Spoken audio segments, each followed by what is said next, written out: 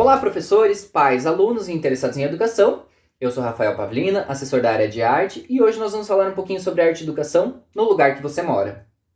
Para começar, eu quero te lembrar que nesse ano de 2020, nós tivemos algumas mudanças na educação com a implementação da Base Nacional Comum Curricular em todo o território nacional, a BNCC. Dessa forma, o primeiro entendimento é que se há uma Base Nacional Comum Curricular, todos os alunos devem partir de algum lugar e atingir um número mínimo de conhecimento comum a todo mundo.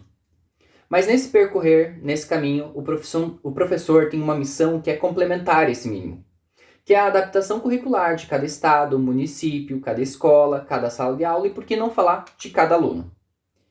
Quando nós temos um determinado tema para trabalhar, nós precisamos pensar como é que esse tema vai atingir diretamente e indiretamente o meu aluno. Eu vou dar alguns exemplos para a gente pensar de uma maneira mais prática juntos. Olímpia, São Paulo, tem uma cultura muito forte do folclore. Inclusive, existe até um museu do folclore na cidade.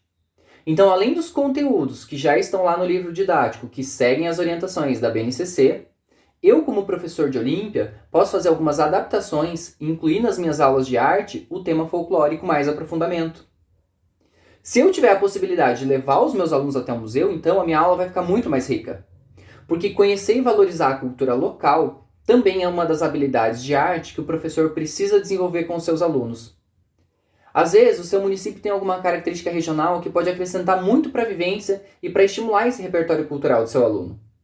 Bom, aqui eu vou fazer um parênteses para falar um pouquinho sobre repertório cultural.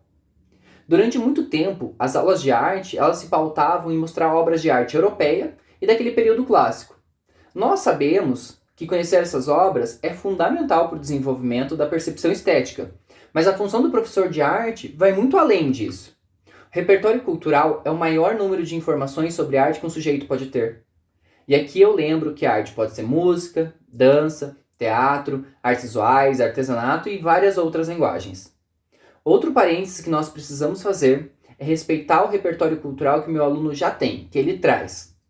É comum ouvir, quando eu vou aplicar os cursos pelo Brasil, que quando um professor pergunta qual é o tipo de música que os alunos gostam durante a aula, ele se decepciona com a resposta e diz que seus alunos só gostam de coisas ruins e que ele não tem cultura, que aquele aluno não tem cultura.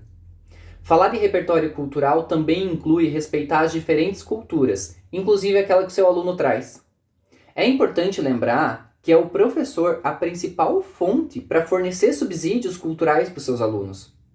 Então, quando eu questiono por que é que o aluno não gosta de música clássica, por exemplo, nós podemos mudar a percepção, mudar a pergunta e perguntar: qual é o professor que trabalhou música clássica? Qual foi o professor que mostrou música clássica para os alunos? Quem ofereceu essa experiência aos alunos? Muitas vezes os alunos não gostam de determinada coisa porque faltou uma orientação, uma experiência guiada por um professor.